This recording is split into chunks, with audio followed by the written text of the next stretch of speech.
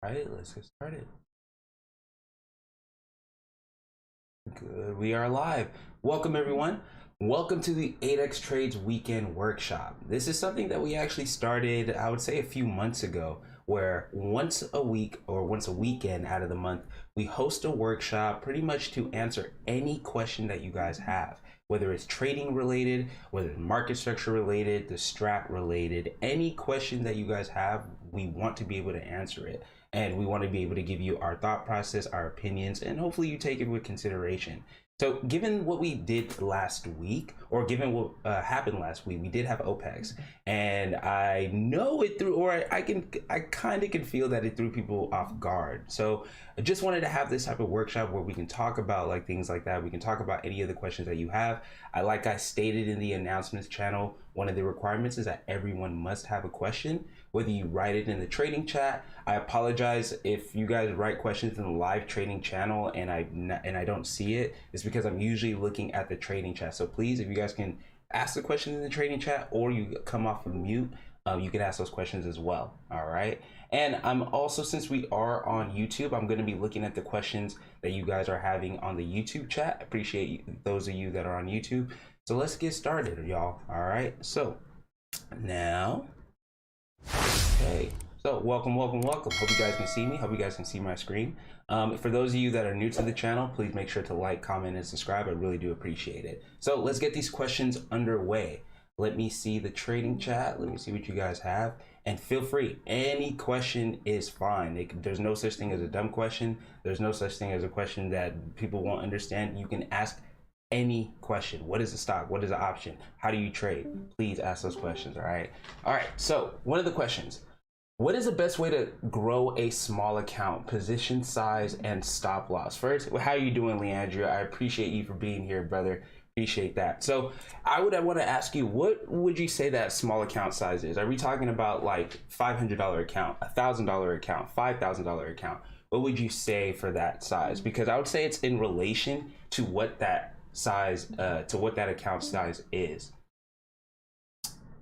Okay. Someone asked a question, will Tesla continue to fall next week? We'll look at that. We'll see what you guys have. We'll see what that chart says. All right.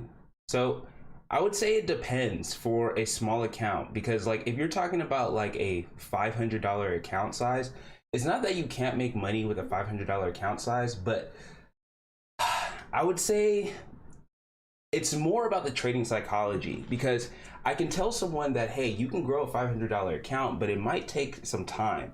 I can say that like you can grow a $500 account, but you won't be able to get in a lot of contracts. You might have that day, or you might have that profitable trade where you might see only 20, 30, $40 out of that trade. But you need to understand that that 20, 30, $40, you need to take that, because what you want to do with a small account is that you want to be able to grow that account. It's not really a matter of focusing on the profits and how much you're making on each trade. You want to be able to make sure that you're executing on each trade with a strategy so that you can be able to grow it. One of the things that I actually told like my best friend, who actually called me like 2 days ago, and we were talking about trading, and he had a small account, and I said that one of the things that you want to focus on finding that strategy that works for you. He happened to actually get in an XLE trade that ran for over, like, you guys saw what XLE did last week, and that ran for over like 200% if he had stayed in the trade.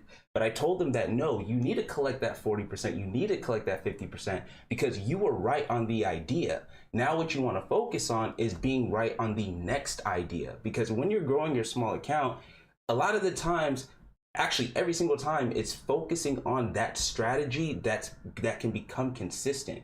Because you got to remember, you're gonna take some losses, right? And that losses can probably hurt you like emotionally, considering that you have a small account. So you might see that, oh, I'm down 10% on the account, I'm down 20% on the account. Rather, if you have a $50,000 account, you might see, okay, you're only down 2-3%, right? So you don't want that to hurt you or deviate you from the process of you getting that consistent strategy. You want to work on building the strategy and building that consistency rather than building those profits, right? Because if you build that consistency and you build that strategy, the profits are going to come. So hopefully that makes sense. Okay, no question. Just wanted to say thank you for all you do. I appreciate that, Blues. Thank you so much for being here. Thank you. What is your pre-market setup? Hey Faisal, how are you doing, man? How are you doing? What is your pre-market setup? How do you build your watch list? That is a great question. So what is my pre-market setup? What am I doing? And I don't want to say pre-market like prior to market open. I want to say the night before, because I truly believe that the homework comes from the night before, the weekend before, right? So what I'm doing, and there's a step-by-step process that I go through every single week, every single day, and I truly believe that you shouldn't deviate from it. Now, remember y'all, this is how I trade. This is how I find success. This is how I find profitability. Everyone is different, right? So when it comes to the pre-market prep, the first thing I'm doing, the first thing that you want to be doing literally this weekend, right? The first thing you want to be doing this weekend is first, let's see what candles are opening this week. We need to see which participants are going to be trading this week, right? We know that we have a new weekly candle, so that's cool. So we got a new weekly candle. The 22nd is opening up on Monday. So we got a new week. So we're getting new weekly participants. Are we going to be getting new 2-week participants, right? We want to see, or at least I want to see, how many participants are going to be involved this week or are going to be trading this week. Do we get a new 2-week candle? No, we do not. So we don't get a new 2-week candle. So this current 2-week will still be continuing. Do we get a new 3-week candle? No, we do not. 4-week? No, we do not. 5-week? No, we do not. And people ask, oh, how do you know whether we're getting a new 4-week, 5-week candle? Well, if you use TradingView, and if you scroll or if you hover over to the right to the next candle that were to open, and if you go to the bottom of the screen, you can see that the date is there. The date will say like whatever the candle is opening. In this case, for the new 5-week time frame, we see that the new candle will be opening on Monday, July 29th. Therefore, we know that this upcoming Monday, the 22nd, we won't be getting a new 5-week candle, okay? 6-week, 29th, 7-week, the 3rd of September, 8-week, August, 9-week, nope. 10-week, nothing. 12-week, nothing. All right. So no 2-week, no 3-week, no 4-week. We only have new weekly participants. Of course, we're going to check the dailies out to see how they do. So let's see. We go to the daily. Of course, we're getting a new daily chart. Are we getting a new 2-day time frame? We are. We're getting a new 2-day candle. Are we getting a new 3-day candle? We are. We're getting a new 3-day candle. Are we getting a new 4-day? Nope. 5-day? Nope. 6-day? I believe so. Yep. 6-day. 7-day. 7-day doesn't work right now. 8-day? No. 9-day? No. Okay. So far, 1-day, 2-day, 3-day, 6-day, and 1-week time frames are going to be opening up this week. So you got to jot that down. Remember that. All right. Now, what's the next step of the process? I am looking at the indexes or futures first, but the indexes to see, or the indices to see, okay, what actionable signals, what are they showing me? This is when you're zooming out, right? Zooming out to see what is the chart showing me at the current moment. You want to be looking at market structure. You want to be looking at actionable signals. I am right now, what I'm doing, I'm trying to develop my trade plan. So if I go to SPY, so what I'm doing for the indexes is that if I go to the 1-week chart, let me zoom out. Okay, so 1 week, I got the 1-day, let me put the 2-day there, and let me put the 3-day, and then let me put the monthly, and I'll put the 6-day, and then I'll put the month right here, 1 month time frame. Okay, so the reason why I have these time frames up is because I'm trying to see what the picture is that they're showing me. I know we have these new candles that are going to be opening up on these certain time frames. So I need to see, okay, what is the picture that they're trying to create? If SPY, let's say if SPY triggers a 2-2 down to the downside on the daily chart, that would make a new 2-day candle trigger a 2-2 continuation on the 2-day chart, right? If we see, let me put the 3-day right here, 3-day, 6-day, 1 week, 1 month, okay? If we get a new 3-day candle, we do on Monday, that would make a 2-2 continuation on a 3-day chart. So I want people to pay attention right now. So far we have a new 1-day, 2-day, 3-day, and 1 week candle, 6-day, and 1 week candle opening up. If SPY were to trigger a 2-2 down on the daily, that would also trigger a 2-2 down for the 2-day time frame. That would trigger a 2-2 down on a 3-day time frame. That would trigger a 3-2 down on the 6-day time frame, and that would also trigger a 3-2 down on the weekly chart. Okay, we talk about the trigger machine gun, and you want to see which time frames are aligning or which time frames are going to be doing the same thing. Those add additional confluences to your bias that you were to create. Okay, so we do this for SPY, we do this for QQQ, we do this for DIA, we do this for IWM. Then after we do that and we create the story from that, or we see what the story that they're trying to tell us, then we go into the sectors and then we go into the stocks. All right, so I hope that answers that question for you, Faisal, and we'll continue to go to the next one. All right, so let's see other questions.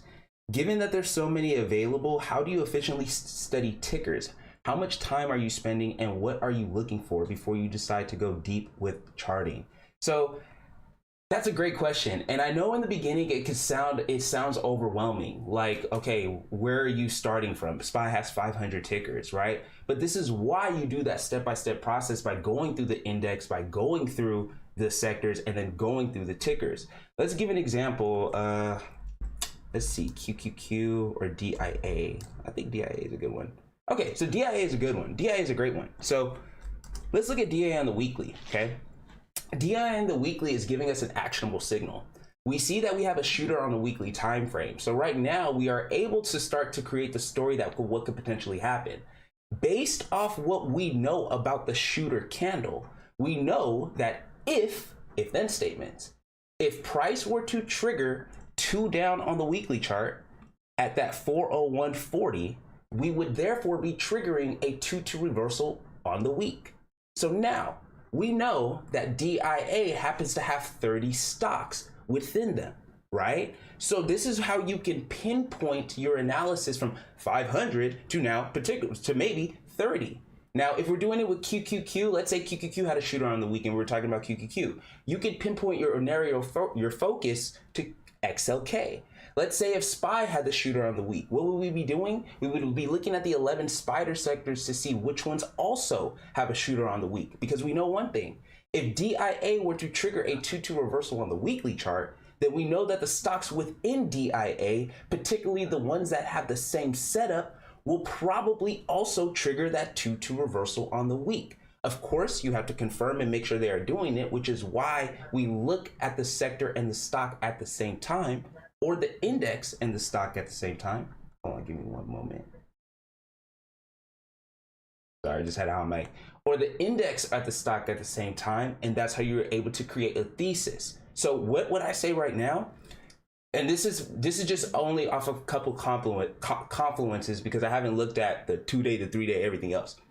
But based off the weekly, if DIA were to trigger a 2-2 reversal on the week, then I would be looking at the sectors I know that have the highest weight within DIA. You know, you got financials in there. You know, you got healthcare in there. You know, you got industrial in there, right? So now what do? I go into the spider sectors right here, spider sectors.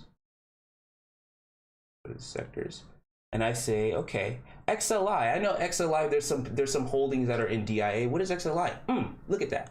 XLI. And actually, let me do you guys a favor. Let me just show you on this one. Because I know some people are new and may not understand the the yellow and the white candles. So let me just do this for you guys.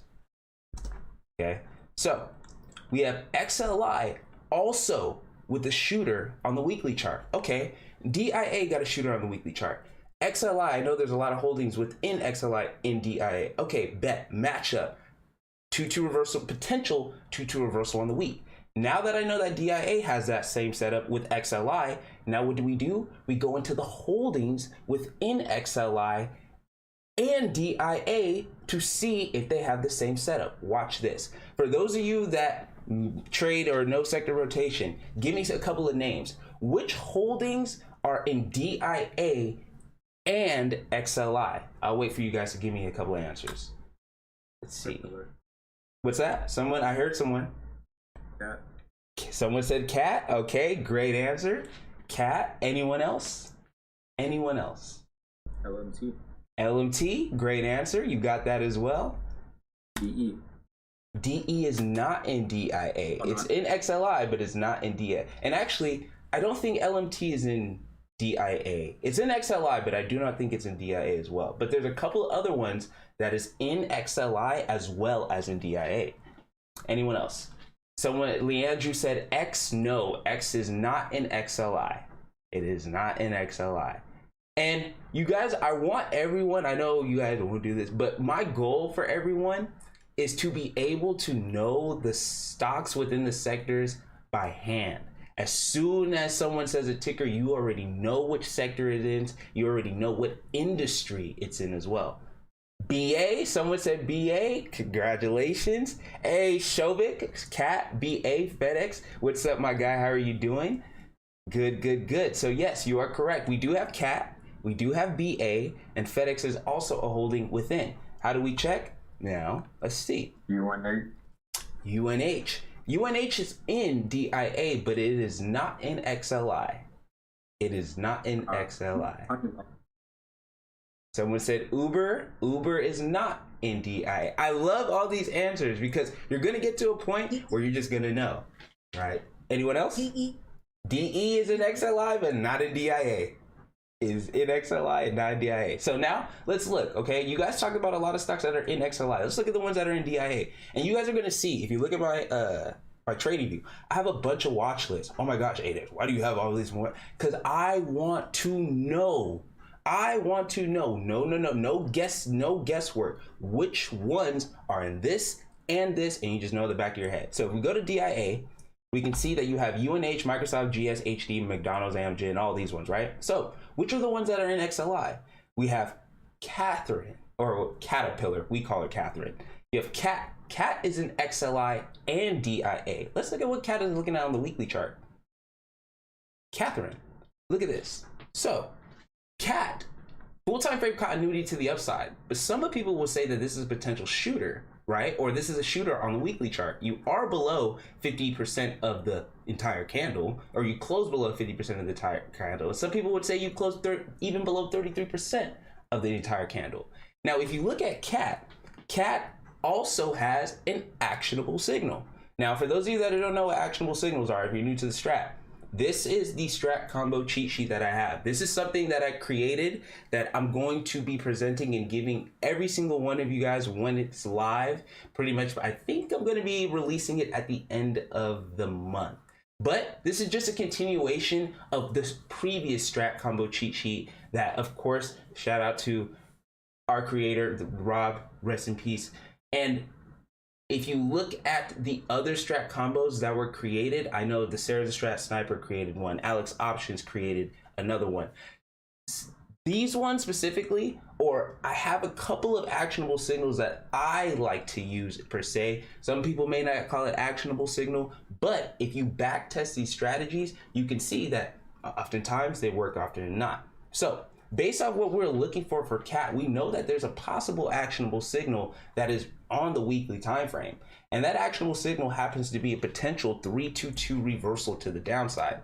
And you can see that right here, 322 down reversal. And if I were to do this, let me show you right here. Boom, boom, boom, boom, boom. Watch this. Okay. You can see that Cat, if then statements, if Cat were to trigger the previous week low to the downside, it would be triggering a potential 3-2 up to down reversal. And we know that the price target is right here, right? At the 321.64. In between it going to the price target, Cat also has a gap fill to the downside. Okay, so now this is where you guys should be thinking, or this is how I think. If DIA, let's look at that chart. If DIA were to trigger a 2-2 reversal on the week, if we look at XLI, XLI has the chance or the possibility to also trigger a 2-2 reversal on the week. Notice how DIA and XLI also have their gaps, also have gaps to the downside. Boom. Gap right there. If you go to XLI, small gap right here. Boom. Right? Now you go to Cat, there's Cat's gap right there. If DIA were to trigger a 2-2 reversal on the week, XLI were to trigger a 2-2 reversal on the week, I know what we're trading. The assumption is that cat is also going to trigger its 2-2 reversal on the week. Now, you don't just get in once DIA triggers its 2-2 reversal on the week and then XLI triggers its 2-2 reversal on the week. You're looking at it all at the same time, right? That is why, if you guys have seen me on the live stream, I have multiple tickers that I'm looking at, because you want to see what the entire market is doing. If DIA is going down, I know where I have to focus. I'm focusing on XLF, XLI, XLV. Which ones have the same actionable signals as DIA? XLI does. 2-2 reversal on the week. Now I go into the stocks that are in XLI as well as DIA. That happens to be CAT. That happens to be BA. That happens to be MMM. That happens to be FedEx. We want to see, okay, what does BA have, right? BA has a potential 3-2-2 continuation on the weekly chart. So it's not the same type of actionable signal as XLI, but we know if XLI were to go down, BA has a potential to be triggering a 3-2 continuation on the weekly chart, right? Let's see what MMM also has. MMM, kind of a hammer on the week. Yeah, it is. It's a hammer on the week. So this one is not going or in alignment with what XLI and what DIA is showing. So with that being said, I am looking at, or we also have what, FedEx? What was it, FedEx? Isn't FedEx in? Let's see. FedEx is green on the week. FedEx does not look like it wants to go down. So that being said, my choice of interest, or my stock of interest, would be CAT. If DIA triggers a 2-2 reversal on the week and XLI triggers a 2-2 reversal on the week, I am looking at CAT to potentially trigger its actionable signal, which would be a 3-2-2 reversal to the downside. Okay. Hopefully that makes sense, T-Money. That is a great question. Okay. Emily had a question. I'm new to trading options. What are some techniques you use to look at down/uptrend from the chart? Okay. What are some techniques? Okay, that's a great question. I would just say, let's back up, zoom out, okay? If you zoom out in price, now, if you learn like one of the basics in technical analysis, or if you've learned about Dow theory talks about like trends, right? It talks about the primary trends, intermediate trends, major trends, and seeing price move in trends, right? You can see that if you just zoom out, we are in a bull market, right? The primary trend for SPY right now has been up. Let me just show you guys. Okay, this has been the primary trend for SPY.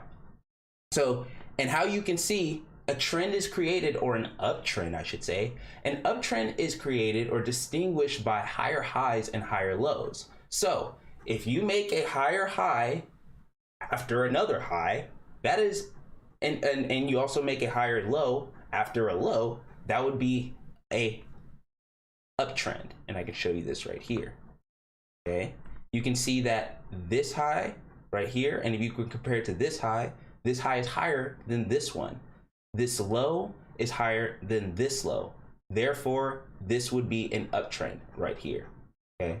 Hopefully that answers your question.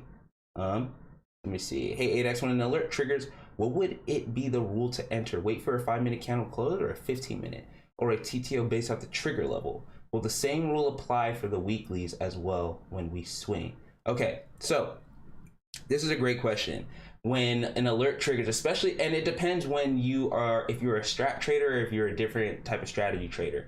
I am a strat trader, so I believe in those entries, right? When something triggers, I assume that that is the direction that they want to go until proven otherwise, especially if we're coming off of the inside bar. You have to realize that an inside bar represents equilibrium, okay? You are at a state of equilibrium when you're inside. If you were to trigger a 2-1-2 up candle, you are no longer in a state of equilibrium. You are now, a direction has been chosen, right? A direction has been chosen, and now we are waiting to see if they confirm that direction. And the assumption is that they will be confirming that direction until they don't. That's what people have to realize.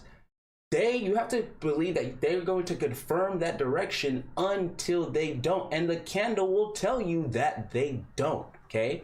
There's two things. I talk about the level of reassessment and the invalidation, okay? You have your level of reassessment and you also have your invalidation slash stop loss. Your level of reassessment is that 50% of your trigger candle. Okay, now because a lot of strat traders, or if you're new to the strat, if something goes 2 up on the day off of an inside bar, let's say Apple is trading at $150, right? Or the high of the day is at $150. As soon as price breaks $150 and breaks to 150.01, you're supposed to take the trigger according to the strat. Now, how many times have you been in a trade where it triggers according to the strat and then all of a sudden it pulls back immediately, right? It usually happens a lot. Now, but you have to realize is that what's going on when you see that pullback as soon as it triggers, those are the lower time frame participants, the people on the 15-minute, the people on the 30-minute, the people on the hourly that are taking that 212 up into the daily trigger. They're taking their profits, or they're trimming some. That was their target for them to take some profits. So when you guys see that usually occurring, it's because I want you to think of it. It is a lower time frame participant, someone who took that inside while it was still inside bar and it went to 230 to go to trigger 2 up on a day. Whoever that participant was that took the 230, they're taking some profits at that trigger, right? That's why you guys see that pullback. Now, what you're doing is that you're just waiting for price to TTO to eventually go back up. But remember, y'all, it is the thesis behind the trade. If I am taking the trade based off a 212 up on the day, the assumption is that it's going to take at least a day to play out. A lot of people get in a trade based off the daily time frame and get out on the first 30-minute candle when it pulls back. The assumption is that the trade is going to take at least a day. You're trading in alignment with the daily participant, not the 15-minute participant, not the 30-minute participant, the daily participant. So as soon as it triggers at 9:30 in the morning, right, you still got 8 hours for it to go in force and to continue to go in its time frame. How many times have you guys been in a trade? It goes, it triggers, you get out just for 3 hours later, TTO back to the upside. I often say, unless that candle goes outside candle, my assumption is that it's gonna go in that intended direction. Price will tell you it's no longer going in that intended direction, right? And now, example this week, a lot of people got into PanW, right, with the assumption that PanW is going to trigger the higher time frames to the upside. But if you had looked at the 2-week candle, prior to the news, the 2-week candle broke that doji. And actually, let me show you. Hold on. Let me show you PanW on the 2-week. There we go. If you look, this is what I love about the strat. The strat will tell you, nah, bro, like not yet. And the beauty about the strat is that it said, hey, we are consolidating on a 2-week time frame. I know the 6-week says up. I know the 7-week says up. The 8-week says up. But the 2-week says, hold up, bro. You gotta wait. We're a doji on a 2-week. Anything can happen.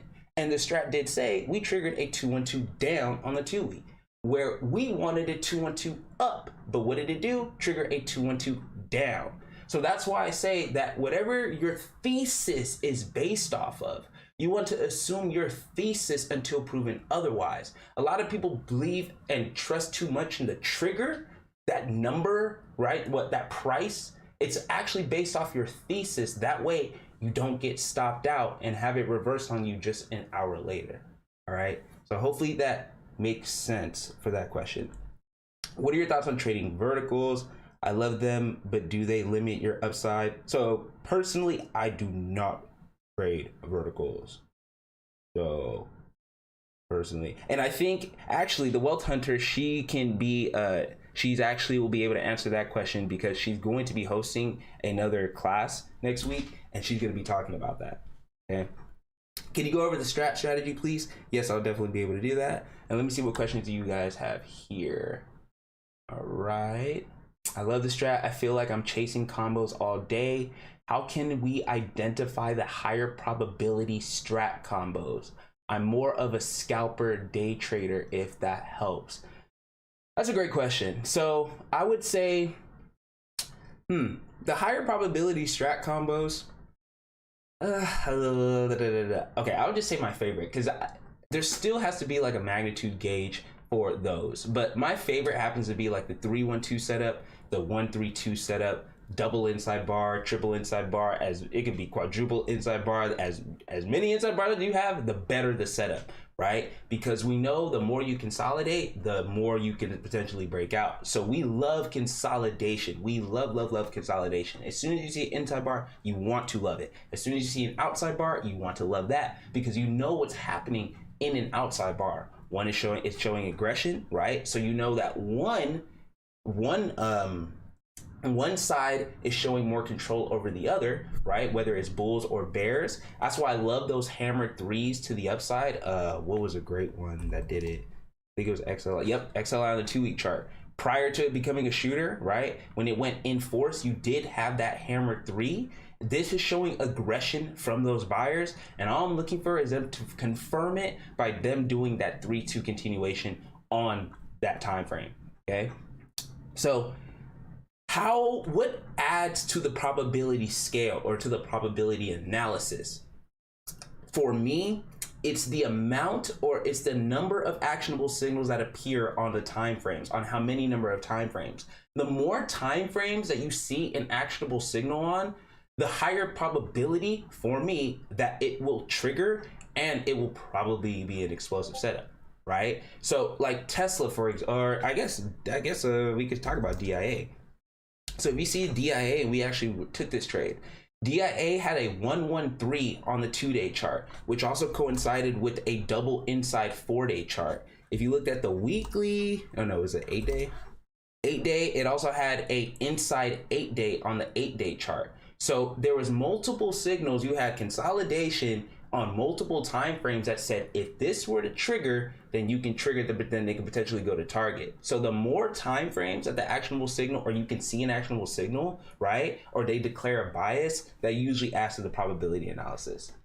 I have a question. In a double inside day or week, how will we tell that it can have a liquidity sweep? Like sometimes it breaks up and then goes back down in full force. Example, Costco. Ooh, okay. And I can show you even another one, XLY, And this is a great question. What was on the weekly chart? Yep. Nah, that's not a great example. That's not a great. I guess. Because if you see an XLY, let me see if Costco's probably better.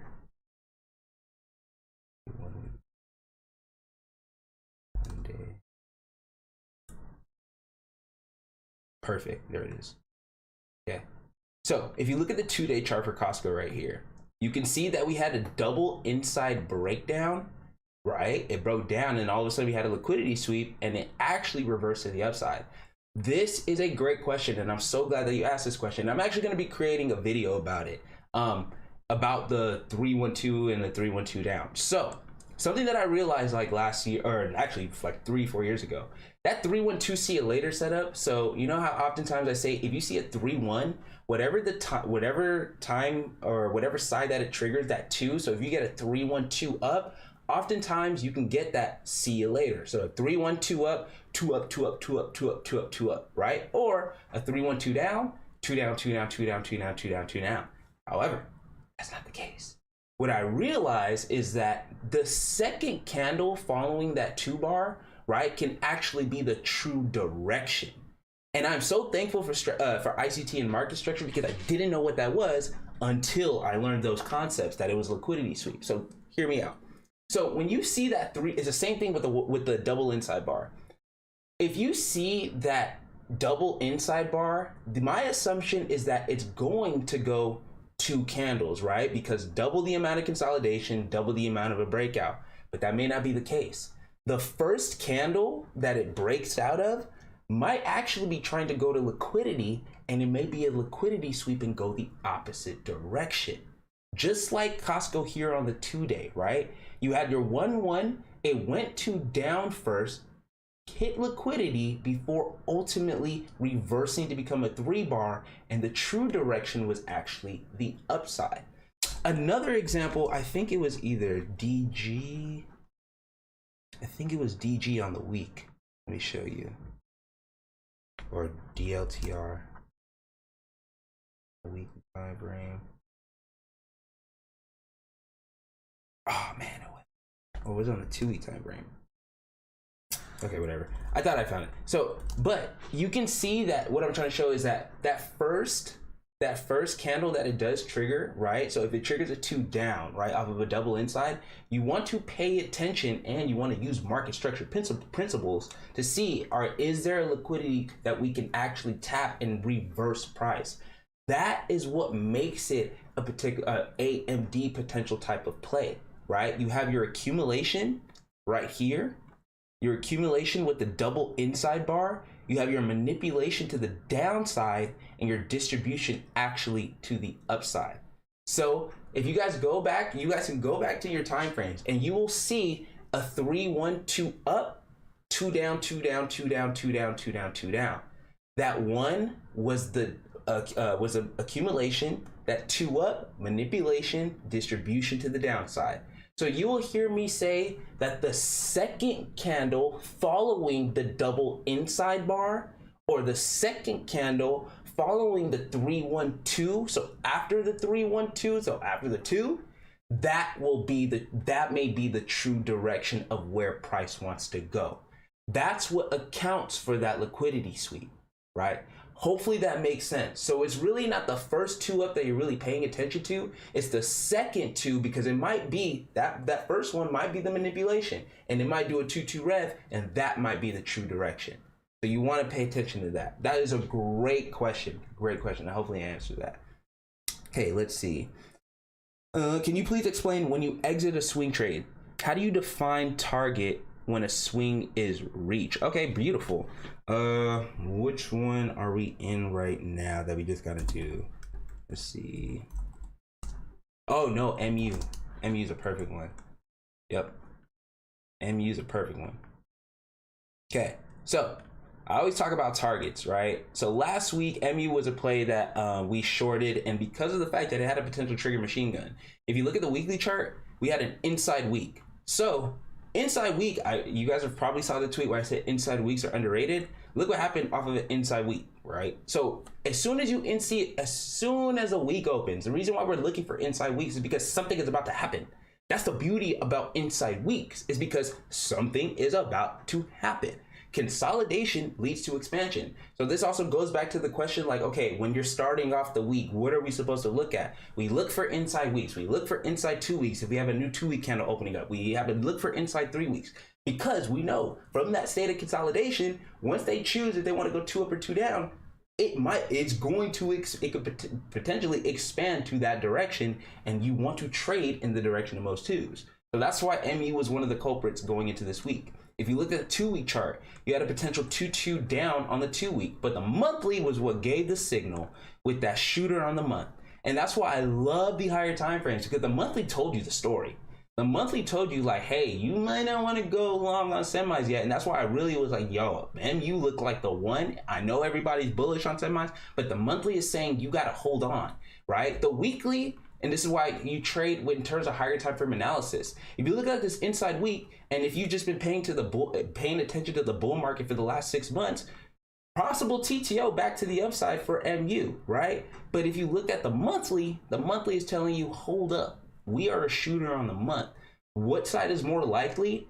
2-2 reversal, especially because you have the weekly chart saying it inside. As soon as they trigger a 2-1-2 down on the week, boom, your thesis is now starting, right? So my targets, right? If you look at the inside week break for MU, let me just previous week low. Okay, the previous week low tells me, right, if you break a 2-1-2 down on the weekly chart, you take it to the target according to the weekly participant. That happens to be at 127.27. Okay, so if I'm trading in alignment with the weekly participant, the strat tells me that if you break a 2-1-2 down, the target for the weekly participant is at 127.27. That is one of my targets. Okay, but then what am I always doing, right? And what do I always recommend? You're looking at things. Let me just do this right here. You are looking we are looking in terms of 4 charts at a time, 6 charts at a time, 7 charts at a time, whatever, 8 charts, that doesn't matter.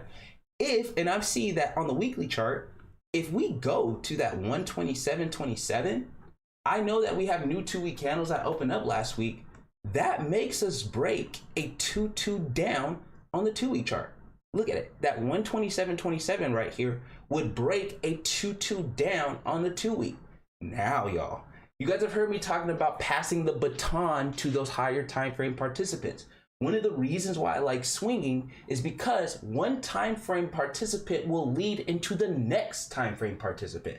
So this happened to be a case where the inside week, if it had got to its target, it will be triggering the 2-week candle to now, it will be, or passing the baton to the 2-week candle. And now the 2-week candle say, oh, no, now it's my turn. You have now triggered my actionable signal. Remember, y'all, some people won't say 2-2 continuations are actionable. I love them. I love continuations because especially if they're going to trigger into a higher time frame participant. Now that we triggered a 2-2 down on the 2-week, according to the strat, we now take it to the next candle low. The next candle low, according to the 2-week participant, happens to be at 125.15. Now, that 125.15, because remember, we are looking at things on multiple time frames. You weren't just looking at it on one chart, so you were able to see that, oh, that 125.15 happens to trigger that shooter 2-2 reversal on the month for MU. The monthly already told you or is already giving you a bearish actionable signal. And I see that monthly prior to the week. That's why I say, like, I try to trade in alignment with the higher time frames. Yes, because I want the bigger move because it just pays more. But if you can see that higher time frame participants say, yo, we have an actionable signal. All you got to do is get to 125.15. And I'm like, okay, so we got price casted it to 125.15. How can we get there? I see the weekly and I'm like, oh, snap. It's an inside week. If we break inside week to the downside, we would be triggering the 2-week. If we trigger the 2-week and that gets to its target, we would be triggering the month. That's the pathway for MU getting to that 2-2 rev on the month. These are all my targets. Prior to the month, prior to the week even opening, I'm already viewing that monthly. I'm trading with that guy, which is why we got the next month, the August contracts, because we know that if that were to trigger, if the pathway goes to where it's supposed to go, because you can see how it gets there. If one, that's why I love the strat. If one, as soon as the weekly time frame trigger, the pathway starts. You are now, the pathway starts. And what reverses the thesis, if the weekly just went outside week back up, because you are now potentially invalidating that thesis. That's why I say this shit is so powerful. Sorry, excuse my language, because you can see what's about to happen in the future, or in the, like, you can see what's about to particularly happen. You just need the dominoes to fall in place. And imagine once the first domino falls, which was that weekly actionable signal. You just started. That's the trigger machine gun.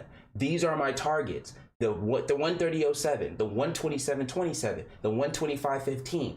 I'm trading in alignment, and of course I buy multiple contracts. So as they get there, trim. Get to the next one, trim. Get to the next. Hey, is the play done? Nope, because we still have that monthly participant that we can talk. Now, the beauty about the monthly is telling us, like, hey, if you just stay in the play, it can go all the way down to 108.75.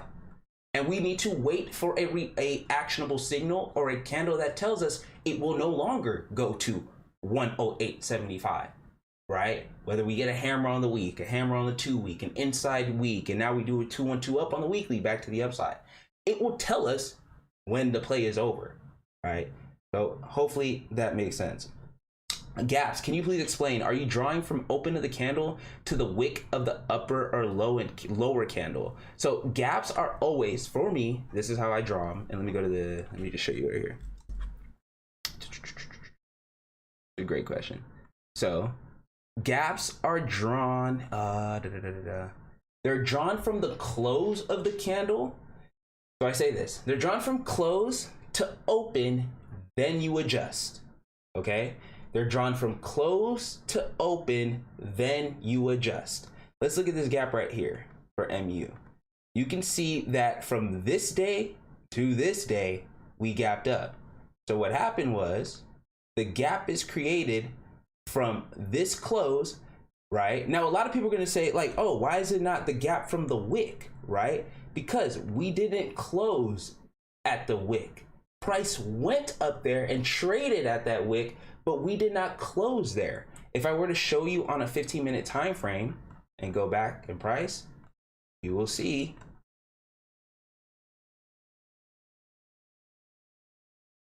that price on the 15-minute time frame at 4 p.m. Eastern closed right here. Boom. At 96.26. 4 p.m. Eastern, price closed at 96.26. It did not close right here at this wick right there. So if I were to go back to the daily, keep this 96.26 in mind. And if I go back to the daily, you can see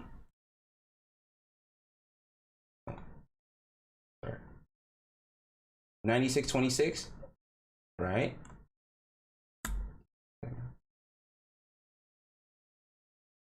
You can see that the gap is actually right there and is actually encompassing that wick.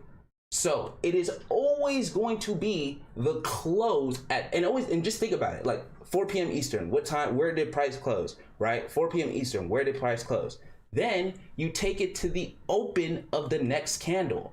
So gap goes to the open right here. Some people are going to say, wait, no, I thought it goes right here. No, not yet. It goes to the open. Price gapped. Where did we open at 9 a.m., right? Or 9:30 a.m. Where did we open? MU opened at this 113.37. It did not open right here at this wick right here, okay? But during this trading day, we traded to start filling that gap to the downside. And that's why you hear me say it is from the close to the open, then you adjust, okay? Then that's your gap. The next day, we try to fill it a little bit more. Now, boom, your gap is now from here to there, okay? So from the close to the open, and then you adjust. It's not just straight wick to wick. You have to actually look at the candle for what, no, where did price close at 4 p.m., right? And some people, let me try to show you an example right here. Oh, QQQ is a great example. QQQ is a great example, okay? Some people will say like, oh, there's no gap here. There, like, where's the gap here? And I'll say, no, there is a gap here, right? If you remember what I said, the close to the open and you adjust. If you look at QQQ back on Monday, June 24th, where did QQQ close? QQQ closed right here at 473.96, okay? It closed at 473.96, and the next day it gapped up all the way to this right here. This is a gap fill. That was the open. And then, so from close to open, right? So we have a gap from here to here, but then price came down to fill the gap a little bit. So now you have a gap here. And people are gonna say, wait, what are you talking about? I don't see there is no gap here. There is no gap here. And I'll say, watch, go to the 15-minute time frame. Go to the 15-minute time frame. All right, let's go to the 5. I guess the 5 is better. You'll see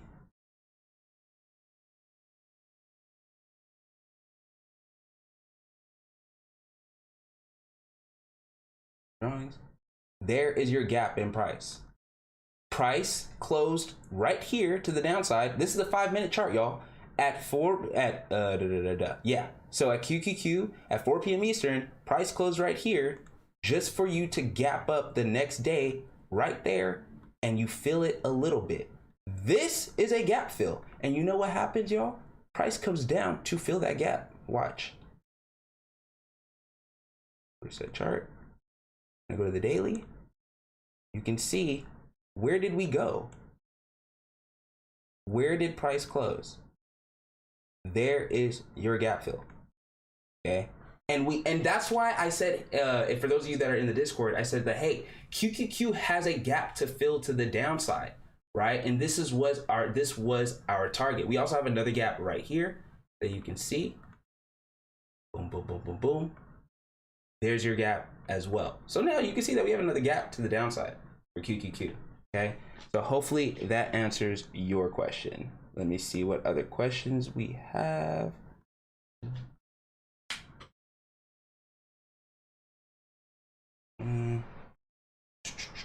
So could you go over any losing trades you've had, why you entered, if there were any lessons learned? I'm new here. Oh yeah, we could definitely do that. Yes, we could definitely do that. UPS. Let's go over that one. Okay, so okay. UPS was a swing trade idea that I wanted.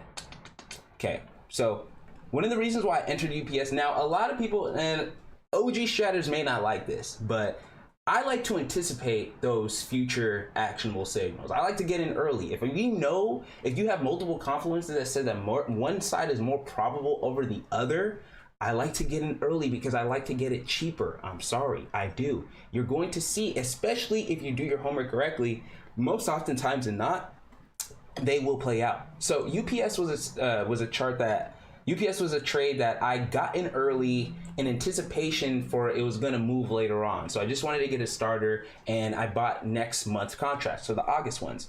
So I was anticipating a potential 132 up on the 6-day chart. So this was going to be my confirmation of the entry right here, and this was going to be my stop loss. Okay, stop loss. Where is it? Stop. Okay, so I got into UPS, okay, and I got in early, remind you. Now the thing about UPS, and the reason why I took the early entry was because we also had a lower time frame actionable signal that said, hey, you can get in. I think it was a double inside day. Yep, there we go. Double inside day. Okay, so remember y'all, actionable signal into an actionable signal. When I saw this double inside day, I said, okay, if we have a double inside day and we trigger 2 up on the day, we have the opportunity or the potential to go 2 days because double the amount of consolidation. If we trigger 2 up the first day, my assumption is that we're going to go 2 up the second day, and then we're going to trigger into that 132 up on the 6th day. Now, this goes back to the question that someone had previously about the liquidity sweep, right?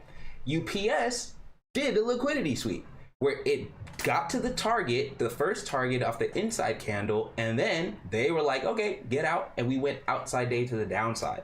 Now, one of the things that I say is that I'm never upset if a trade goes outside day on me, because I kind of want you guys to think of it in terms of probability.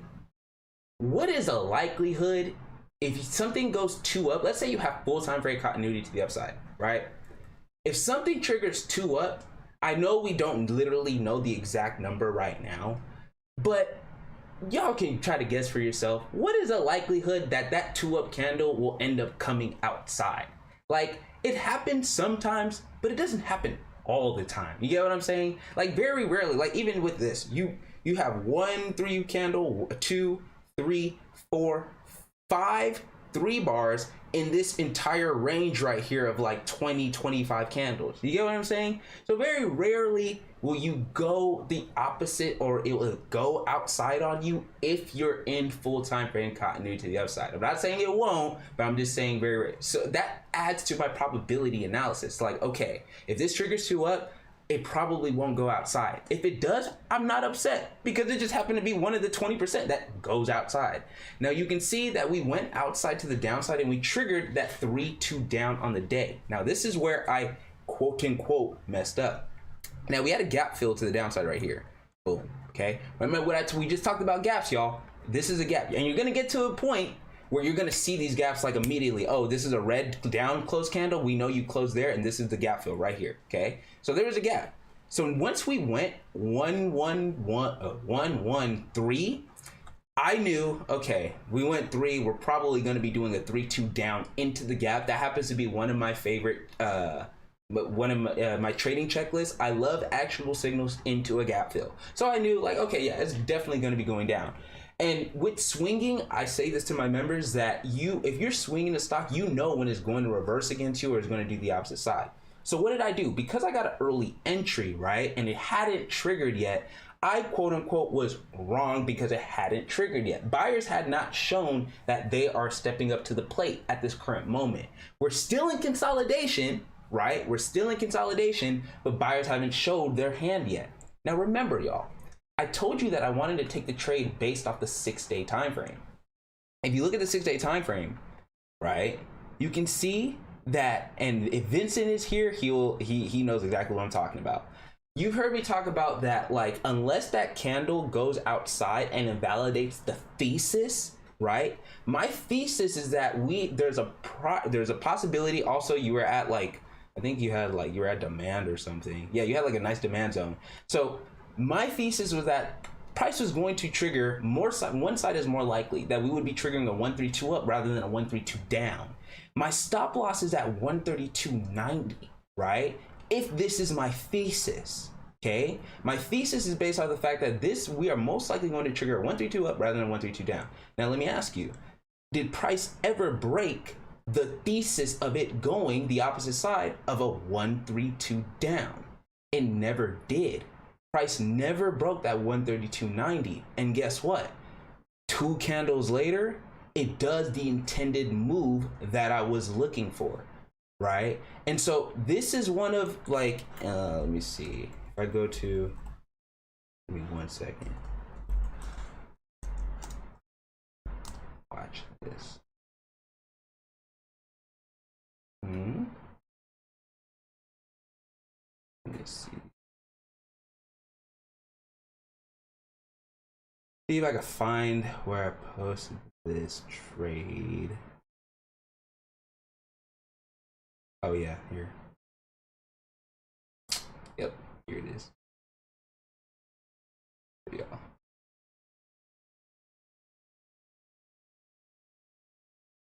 I want to see you guys I want to show you guys like the thought process.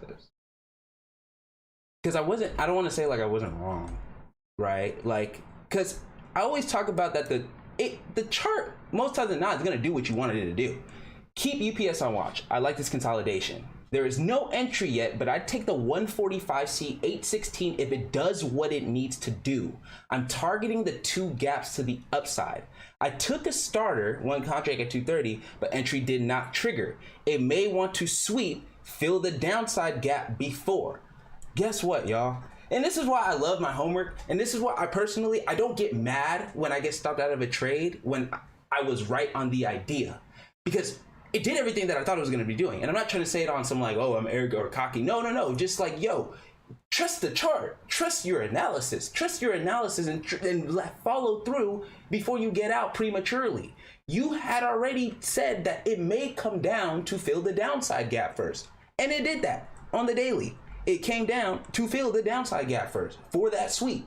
And then what did it do later? It went all the way up to $148. Mind you, when you look at the time frame, or you look at the contract expiration, 8/16. Those are gonna be way in the money right now, right? Like, and this is one of the examples. And I personally, you guys are gonna hear me all the time, I don't get upset when I get stopped out of a trade and end up going in my favor. What I do is that I journal it down and I ask myself, okay, how many days did it take for it to actually get into my favor? I average that out with the last 5 losing trades, because you guys will see, y'all, that majority of the trades, if you do your homework, you're gonna get it right. 80% minimum, you're gonna get it right. And you just have to see, okay, how many days did it take for it to actually do what I needed it to do? And last year, my average was on average 4 days after I stop out, it would go in my favor. So what I would do, I would add that to my probability analysis. Hey, when I think it's not going in my favor, but it hadn't invalidated yet, I'm just getting emotional because I see negative 30-40%, right? Add that probability analysis. Wait, if it hadn't invalidate, you need to wait those amount of days, because oftentimes based off your probability and you journaling your last 200, 300, 400 trades, this is what's most likely to occur. This actually leads to my next step, which we can have a different conversation about like the losing trade mentality. You really shouldn't be, we can talk about this later, but one trade really shouldn't define you. If you take the last 10 trades and you're able to figure out what's the probability of you getting a winning trade, or if you're able to do that for the last 20, 30 trades, and you know that at 7 out of 10 trades I will get right according to my strategy, then you know if you take a loss, that's 1 of the 3 that you're going to lose. If you know that you take a loss, that's 1 of the 2 out of the 3 you're going to lose. Your strategy says that you're going to be 70% profitable as long as you take the same type of strategy or the same type of setup every single time, right? This is one of those ones where the strategy or the setup said, yo, up is better or is more likely rather than down. And if you look, it did exactly as a plan.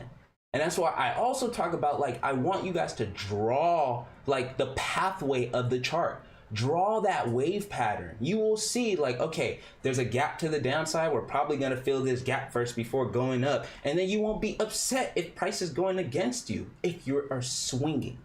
Okay. Hopefully that answers that question. I know I talk a lot of tangent, y'all. I apologize, but that's just what it is. Okay, let's see the next ones. Okay, let's see.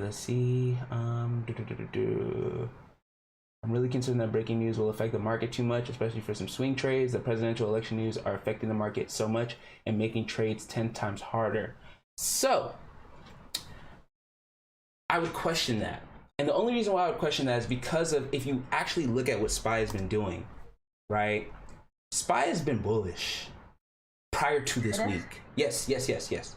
Hi, I am so sorry. I was checking my mic. It's good. Quickly, just to go back on UPS. Like, I was just looking at UPS, and it looks like, and I did type that question in the chat. Doesn't it look like an AMD to you? Like accumulation, manipulation, distribution for it to go back down? Ooh. On what time frame? On a daily time frame. Let me see, on the daily. I see what you see. Okay. So that's we're gonna be right there, and then to the downside, or like that. Yeah. Right. Okay. Now I'm really glad you said that, because if you've just been part of the group, you've heard me talk about that you should have a bearish confluence and you should have a bullish thesis and a bearish thesis for every single trade you plan to take. What you do is you compare both theses. Which ones has the most confluence? Do you have more confluences on your bullish thesis, or do you have more confluences on your bearish thesis? Usually the one that you have more confluences on is the one that will play out. So with UPS, I see where the bearish thesis could come from. One thing that I also noticed on the weekly time frame, you're coming into a trend line right here, right? You're coming into a trend line that can possibly reject. So I would ask myself, okay, are we gonna break out of this trend line? Are we gonna break out of this flag, or to the upside? Also, we have a potential, right, to do a 3-2-2 reversal to the downside on the weekly time frame.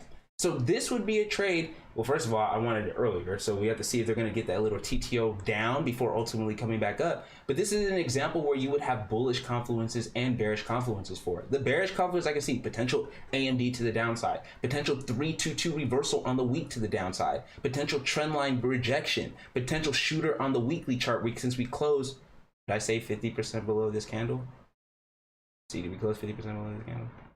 Yep, we closed 50% below the candle. Some people would say 33%. I like to say 50%, right? You have a gap fill to the downside as well. We could get a potential 3-2-2 reversal on the weekly chart to the downside. But then you have to look at the bullish confluences, because we're probably, inside 5-week, 3-week chart. We just broke a 2-1-2 up on the 4-week. So the 4-week chart is saying, hey, I know you're bearish right now, but I still haven't got to my target yet. We're going to my target until proven otherwise. Now, if the weekly chart says no, we influence what your candle looks like. So if the weekly does a 3-2-2 red to the downside, this 4-week now becomes more of a shooter, right? So this is the trade where it's the battle of the lower time frame participant versus the higher time frame participant. We know the lower time frame participant can make up the higher time frame participant. If we do a 3-2-2 rev down, the shooter now comes down. But the 4-week chart, it's 4 weeks. They could say, all right, week 2, 4-week candle just opened up last week.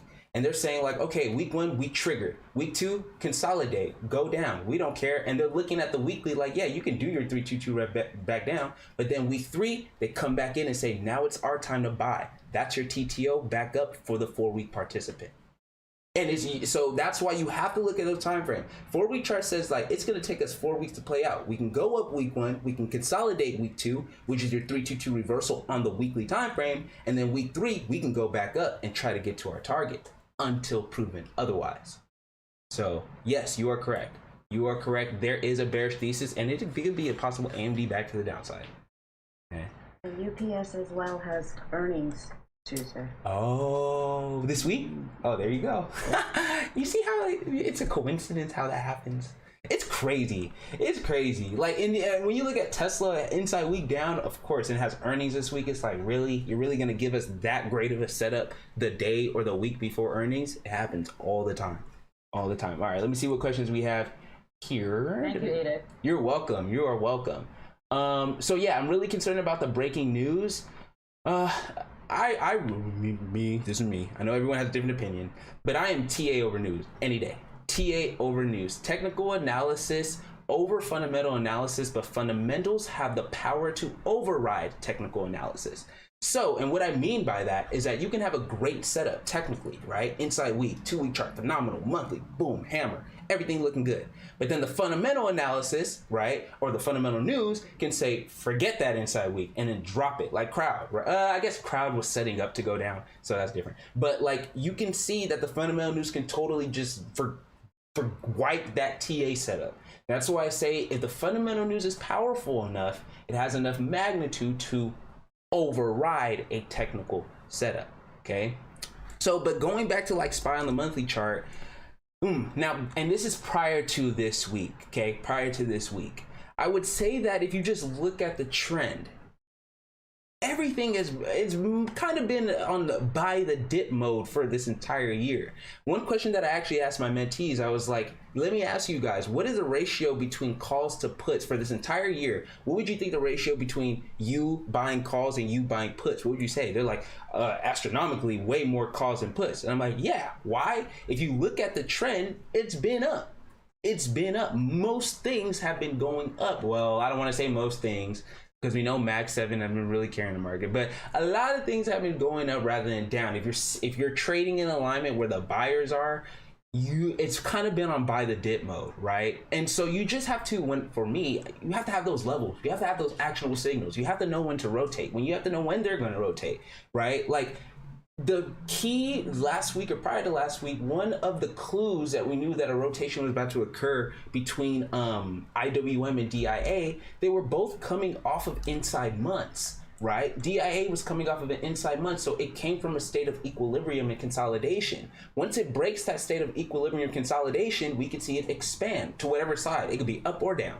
If we know DIA is going up off of an inside or off of a state of consolidation, and SPY is just going up, riding that broadening formation. Like, think of it like this. This is the broadening formation for SPY. SPY just like, oh, all-time highs, all-time highs, all-time highs, all-time highs, all-time highs. DIA is at the bottom like, yo, all-time highs is over there. We can go all the way up. And IWM, the double inside month, oh, they were mad. They said we consolidated for 2 months and we're just watching you guys just all-time highs, all-time highs, all-time highs, and we're staying here. Think of it as pent-up buildup. They're just building up, building up, building up, building up. And as soon as you get the trigger, which was the 212 up in the month, boom, explosion to the upside.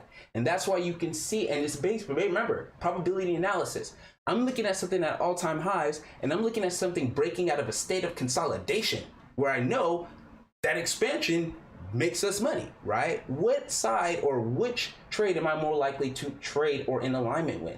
I would rather be in DIA tickers rather than just be in NVIDIA and AMD, and while they're just going to all-time highs. You get a better risk to reward while you're trading IWM when it's going to give you its potential actionable signal breakout as well as DIA. So that was one of the examples where, like, forget the news, IWM breaking out of a double inside month off of a hammer and making higher lows. The news is probably going to make IWM do what it needed to do. And that's why I want to give a shout out to Mace, because that was his trade idea. Based off the fact that we're consolidating, what is going to be the thing that breaks us out of this state of consolidation? Would happen to be CPI, which was like last week, right? So news, I like news. News is what gets price to those price targets, right? You're gonna get used to it and seeing that fundamental news actually is what could move price, but that'll be a different discussion. So hopefully that helps. The chart will tell you before news, Blues. Oh, thank you, Blues girl. Yes, you are 100%. Yes. How do you watch so many stocks at once? Okay, I can show you. Okay, this is a little trick. Let me see. So I use, So I use this web browser called Vivaldi. Vivaldi.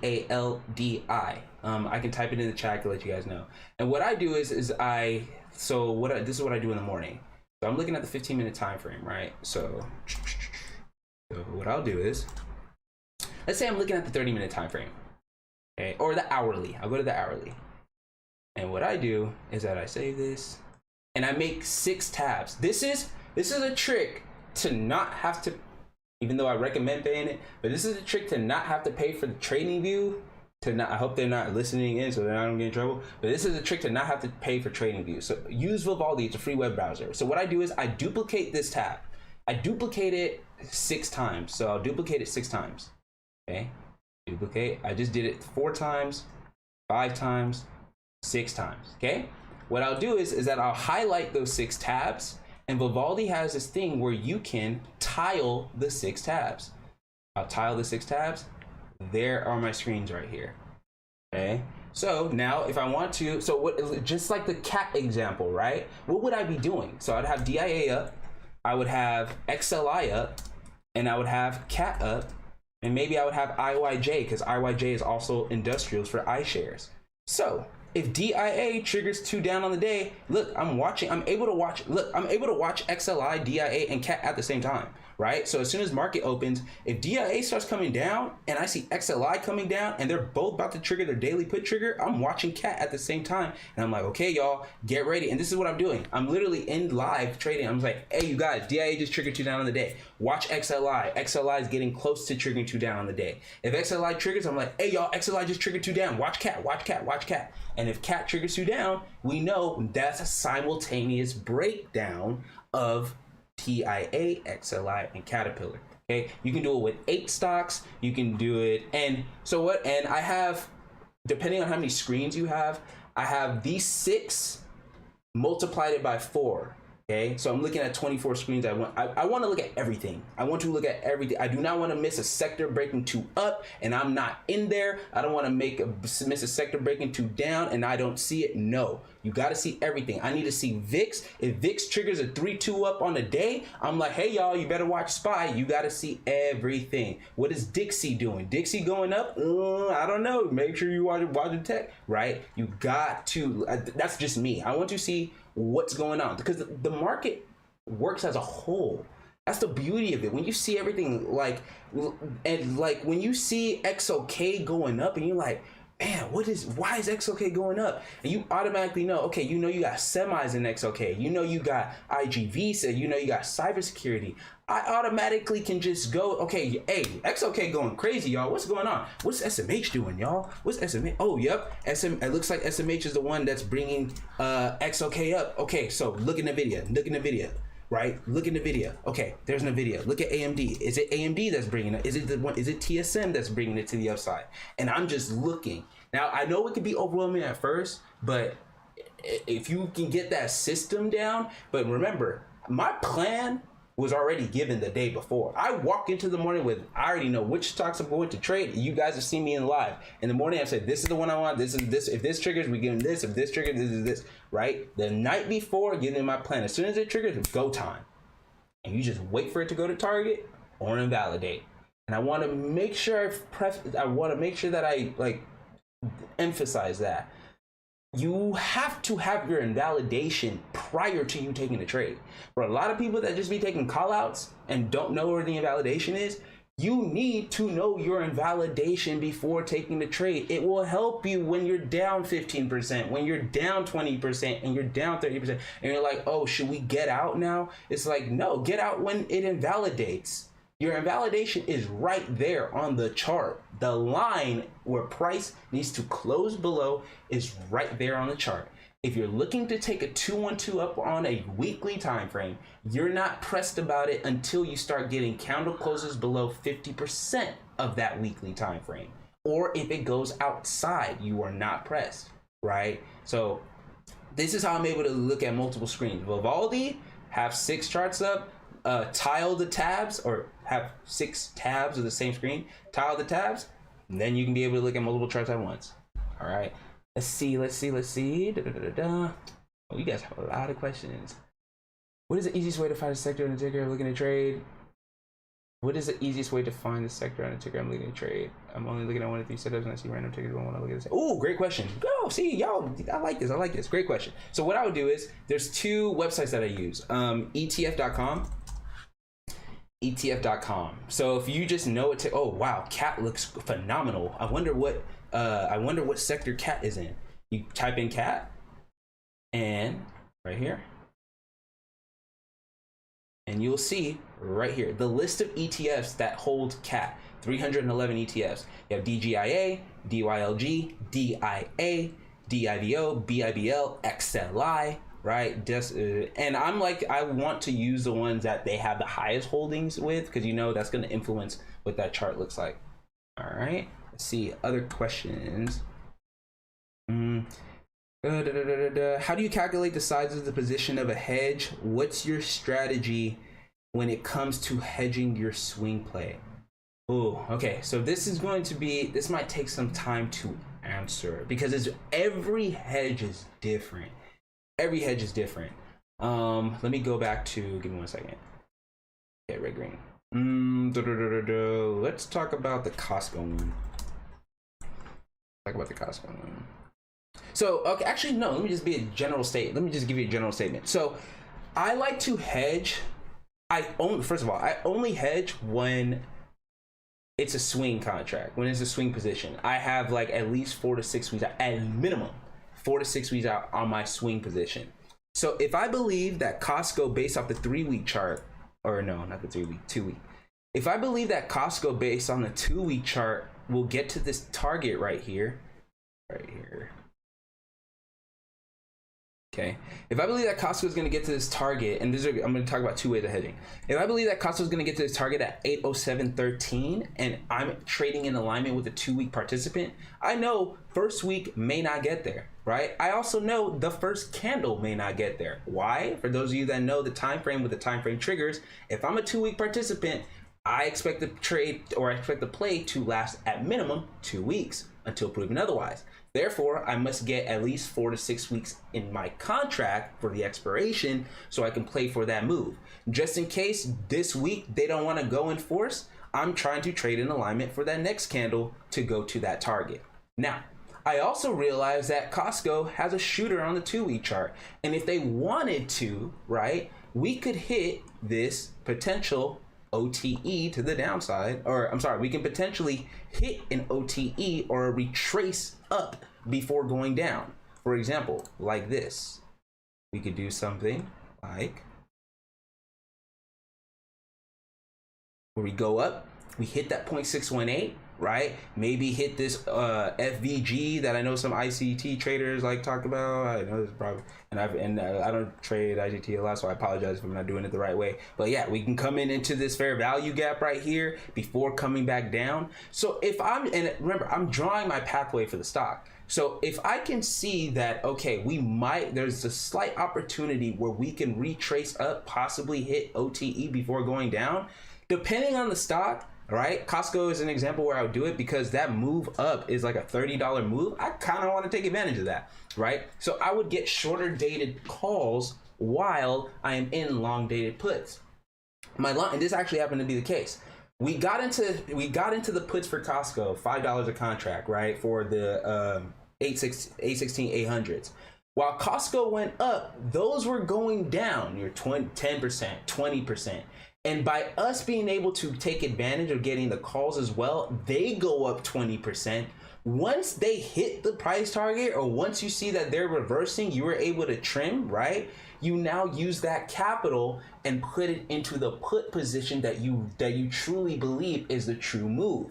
You know that for a swing, for a play that's going to take a month out, it's not going to go straight up. It's not going to pull a cat and DE that it did this week. Not everyone's going to do that, right? You know you're going to have maybe a down move, maybe because it works in waves, like a wave pattern. So you may get a retracement down before going up. It's a matter if you want to buy that retracement down before going up. You don't have to do it. I don't do it every single play. But for Costco, where I know, oh, this is a high beta stock, it can move up $30, 40 to the upside before ultimately coming back down. And I could see down 30%, down 40% on my contract. I would want to take advantage of the calls to be able to hedge my put position. Once the calls is done, take your profits. You can now average down on the puts. That's one way to hedge. My second way to hedge is when I am DIA is a perfect example. If we believe that DIA is going to be going crazy, right? Double inside 4-day breakup. Let's go to DIA. Okay, DIA, 4-day, inside 4-day breakup. And what are we doing at this point? We're in the HDs, we're in the CATs, we're in the CRMs, we're in the IBMs, right? What I would do is, and if I look at my portfolio and I'm like, I just realized I'm in 10 DIA positions. How did that happen, right? What I would do is I would buy DIA puts. Wait, hold on, ADEX. Well, you're in DIA calls for all these stocks, but why are you in DIA puts? Because if DIA all of a sudden drops, what's going to happen to your positions that you're in 10 positions of DIA that are all holdings within DIA? They are going to drop. They are going to, yeah, maybe you're going to have maybe a couple that have relative strength, but most of the cases, they're all going to drop. So how do you balance out your portfolio when you're like losing on the DIA positions? You hedge with DIA puts. DIA is going down. All right. The puts are making you money while your calls for those other positions are going down. Once you're done with the puts or they hit their target, right? Remember, you have a target for everything. Once they hit their target, you can now use that capital to now average down on your DIA positions. Right, so that's another way to hedge. If I realize I'm heavy or I'm overexposed in one particular sector, I will actually get the opposite position for that sector itself, just for the case where we get the gap down on the day for no reason, right? So that's how I particularly hedge. Okay. When do you add to the starters? What are the things you like to confirm? How aggressive are you? Okay, DLTR is a perfect example this week. Okay, so DLTR took the trade based off the 4-day chart. So you have this consolidation on the, or not consolidation, but you have these wicks on the 4-day. One of the reasons why I'm taking it is because you have these wicks on the 4-day time frame. Me particularly, I'm looking for the potential candle color reversal when it comes up. So as soon as DIA has a green day, we are possibly, remember, everything is a probability analysis, right? If DIA happens to have a green 4-day candle and closes on a green 4-day candle, that would be the first green day of 1, 2, 3, 4, 5, 6, 7 red 4-day candles. Once it does that, I'm looking for that potential expansion to the upside. Not only that, I have this, we're also at OTE 786, and we also have wicks at this level as well. Okay, now prior to me getting in the trade, because it had triggered 3-2 up on the day, right, we created a gap to the downside. Boom.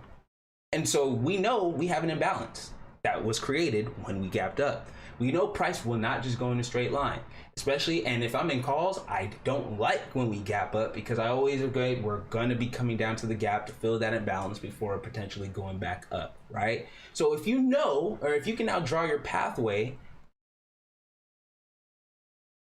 right, boom, potential gap fill, and then maybe go back up. Of course, I'm drawing other things. This is just like very bland. I would use other confluences as well, like OT and stuff like that. This would be a potential area to average down on the position because I know that my invalidation is already in the trade. My invalidation is right here. Okay, so stop loss. Actually, make sure to do IE. Okay, I already know my invalidation. So I know all these areas right here, as long as we create a put in a higher low, right, compared to this low right here, that is a potential dip buy to go higher. So I am looking for those areas. I'm looking for those clues. Where are we wicking? I have my OTE. I have 50% of the previous range, right? Where are we wicking to potentially get that 2-2 reversal back up? You saw that yesterday. We had that gap fill play and they immediately came right back up once they filled the gap. Now, I still believe that dips are buyable up until the 104 level. So if DLTR goes 2-2 continuation to the downside, I'm still not going to be getting out of my calls because all this whole area right here, price is still just doing what it needs to do. Unless it invalidates, then I say, okay, let me get out. But I am looking for areas, or I'm looking to average down at these particular areas that I already have it drawn out on my chart. Okay, my thesis is that we're going to be based off other time frames and things like that. I have my invalidation for my thesis, and I know any air dip until it invalidates can be viable. right? Now, some trades you might buy the dip and they go down. I know that. That will happen. But I will say it again. If you trust your strategy and you know that 7 and 8 out of those 10 trades will do what they need to do, you're not worried about the 2 that don't work out.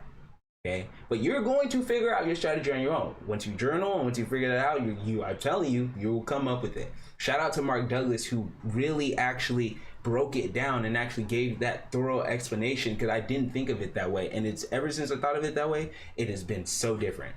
Okay, so hopefully that makes sense in terms of averaging down. So does the time frame? Yes. Sorry for the background noise. A quick question. Yeah, of course. Same topic about averaging down. Okay. Can you show an example where there's not a retracement and it's like a move up? When do you add? Ooh, okay. Cat. Did I explain it well? You know what I'm saying? Yep, cat. Actually, DE. DE was a good one. Sorry, I'm at the gym. Hey, you're good, bro. Great question. So DE is actually a great one. So let's see. So we took DE based on the 2-2 rev on the week. So this is our entry. Okay. So we entered at 368.15. And if you look at the daily time frame, DE, so this was our entry right here at 368.15. Okay. This day it went outside. So it went outside day up. Because of how we close on a day, y'all know me, I love my 3-2 continuations, right? And because of the higher time frame analysis, our target, let's go to the weekly target. This is going to be our target right here. Boom, boom, boom. Ooh. Hey, Vincent, I had to mute you. My bad. So this is our target right here. That's our entry. This is our target. According to the strat, that is our target until proven otherwise. And so, daily chart. Entry at 368.15. Because of the fact that DE went hammer 3 on the day, XLI was pointing up. We know we have the potential to do a 3-2 continuation, especially considering how we closed, right? We closed relatively near the high of the day. So, if you also know the psychology of the stock, you know where your target is, you know that, we hit weekly liquidity sweep, all that stuff, swept the lows and all that, right? And you know that we're potentially going to expand to the upside now. You are now using, this is me, some people don't like this, but when it triggers 3-2 up on the day, I'm adding into my position. I am definitely adding into my position. Let me see right here. Okay, add. Now, if you are an ICT market structure guy, you're not going to take the strat, wait at the highs, at the expansion. Why would I add there? You're probably waiting for that TTO to the downside to see where do they TTO price, and you can see you get that. It's kind of beautiful how it works. You get that wick right at that 0.618. If we go to the 30, you get that 30-minute wick right at that 618, setting up for a 1-2-2 reversal on the 30-minute time frame, which also coincides with a 1-3-2 up on the 30-minute time frame. Yep, a 1-3-2 up on a 30-minute time frame. So even if you didn't add at that 372.18, you could have added at OTE, right? But this would be a stock where, because my target is at 375.31, we triggered 2-2 reversal on the week. So now we're doing what we need to do. VEGI also came off of BF lows, right? And it also had a 3. Remember, I'm not taking the trade unless the sector and the ETF is also in alignment. VEGI also said we are coming off of a hammer 3 at BF lows. As long as we trigger 2 up on the week, we can get to our target, right? So because I'm confident that DE is going to get to target until proven otherwise, I would average up on my position, which we actually did, okay? So this would be an example where price is still going up, and this is my signal. 3-2 ups, those are my favorite actual signals, especially with full time frame continuity and the sector and the ETF and the index is both aligning. I will take that ad. I will take the ad. Hopefully, if it was a 2-2 continuation, would you still add? If it was a 2-2 continuation, possibly, but I would have to see if it was a 2-2 continuation. I would have to see if another time frame is also pointing up. So if that 2-2 continuation makes the 4-day go 2-2 continuation, it makes the 6-day. I think the 6-day was like a 3-2-2 rev or something. There was a 3-2-2 rev somewhere. Let me see. Was that a 9-day? Maybe it's a 9-day. But if that 2-2 continuation on the 2-day were to make that 4-day chart, let's say the 4-day was a 3-2-2 rev, but it hadn't got to target yet, right? So the 4-day is a 3-2-2 reversal up, but it hasn't got to target. But you look at the 2-day, and the 2-day could do a potential 2-2 up. When you look at the 4-day and you know, oh, okay, the 4-day target is up there, and if it does a 2-2 up, that extends the 4-day candle, which would make the 3-2-2 4-day go to its target. I would therefore take that 2-2 continuation on the 2-day chart. Right? As long as it's making the higher time frame do what it needs to do, right? It's passing the baton and making it go to a target. Any ad is fine with me. Of course, I would like to do OTE, but usually any ad is fine with me. Thank you. Yes, great question. Can you show how you use? Oh, hold on. Actually, there's a couple. Wow, there's a lot of questions. Let me see. Okay.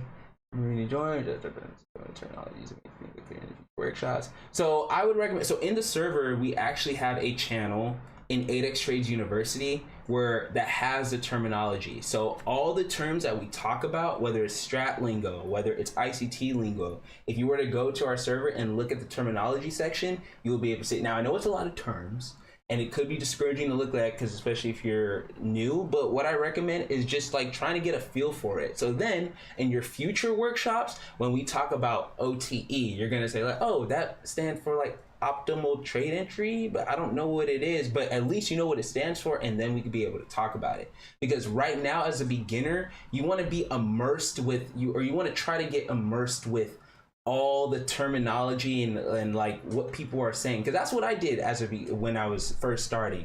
I was in other Discord servers, and what I would do is I would just listen in on mute on live chat, just listen to them speak. What are they talking about when they mean an uptrend? What is this? Like, just listen, and then I would Google it as they said stuff, right? And look at the trading chat as well. What are they talking about? What is a power of 3? What is power of 3? Type it on Google, and then that's where you. And then so next time when we talk about it, you'll be able to get a little familiar with that.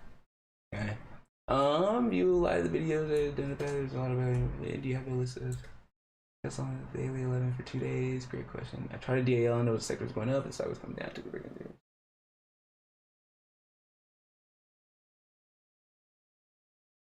Let me see. DAL. Let me see. Coming down. I tried DAL and the sector was going up, but the stock was coming down. I took the break of the 132 down and ultimately reversed. I'm not taking it down based on this.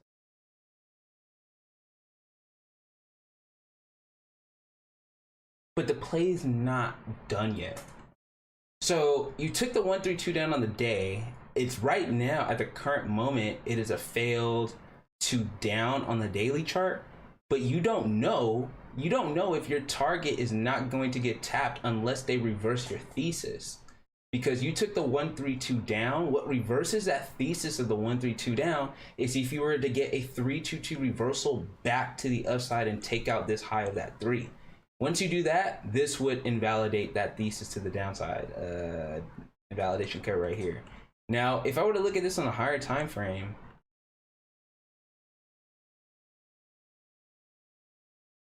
yeah, the play, you don't know. For me, I wouldn't say the play is done yet. It hasn't invalidated yet. It went 2 down. You don't know if it's going to do another 2 down tomorrow, the following day. Right now, yeah, it's slightly hammering, but we just have to wait and see. Is it going to do a 322 reversal to the upside, or is it going to do a 322 continuation to the downside? What's some bearish, bullish confluences? You might be coming into OTE right here from this high. Oh, sorry, wrong one. Wrong tool. Might be coming into OTE right here. Yeah, so you could possibly do in the 322 rev. Did they get the gap? They did get the gap. What does a higher time frame look like? 2-day chart. Doji / hammer on the 2-day. 3-day. 312 up on a 3-day. That triggered, and you have a new 3-day candle. So this is why you want to look at multiple time frames, okay? Because the daily chart says, oh, yep, take it down.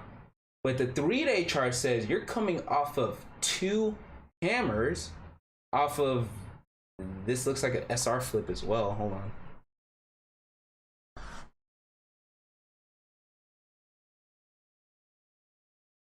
Yeah, so this looks like, so this is breaker structure. So right now they're holding that. Yeah, so that's a previous support and resistance flip. So you might actually at BOTE. Let me see.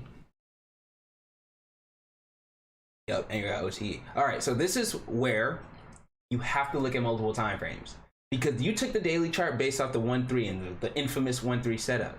But remember, I'm always looking at every single time frame to see which one has more weight over the other. Where is more bearish confluences, more bullish confluences? The 2-day chart says that you triggered a 2-2 continuation on the 2-day, but then you're now a doji. This long candle on the 2-day I want to pay attention to, because this one has not got to target yet, right there. The 3-day chart says that you triggered a 3-1-2 up on the 3-day off of an inside hammer, 3-1, right? We could still do the 3-1-2 see you later on the 3-day and get to its target. The 4-day says you have a 2-1-2 up on the 4-day that has not gotten to its target yet, and the 4-day chart is still live. So we can still go to target unless we are gonna invalidate this thesis and now go outside 4-day. So right now the 4-day also still says you can go to target until proven otherwise. 5-day, you're inside 5-day, nothing there, but you do have a hammer. Previous 5-day hammer is something you need to pay attention to if they want to build this back up. 6-day, nothing really there. 7-day, you're inside on the, I'm not using the 7-day, it doesn't work.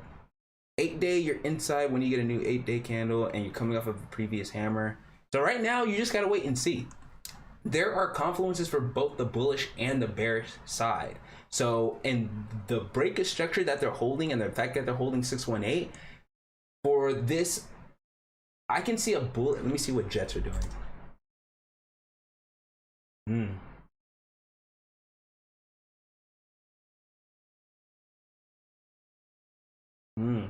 I would see what Jets wants to do. Right now, you're in the middle. You just have to wait and see what they want to do, right? Bearish thesis is valid and the bullish thesis is valid. But for that bearish thesis, I would want you to break this low. You can come down lower. I would really want you to break that low of 42.72, because you could be holding this previous breaker structure right now on the weekly chart. So hopefully that makes sense. UPS potential, OT on the daily at the market structure. Can you put that in the chart? What was the name of the Vivaldi was the name of the browser. All right, please show which candle you draw the Fibonacci on in DE to see where the 0.618 is. Oh yeah, the daily chart, DE, that daily chart. So you take the 3, the daily, you take this 3 on the day, you draw your OTE from the low of the day to the high of the day. Because remember, oftentimes in a wave pattern, you can see price retrace to 0.618 before going back up to the upside, right? So you can see like this. So this is like, so look at this little arrow right here. Imagine price breaking 2 up on the day. This is it breaking 2 up on the day. Then it retraces within the previous daily candle, and then it goes up. And if I were to draw this daily candle right here, let me try to show you. I were to draw a daily candle, right? And this is green.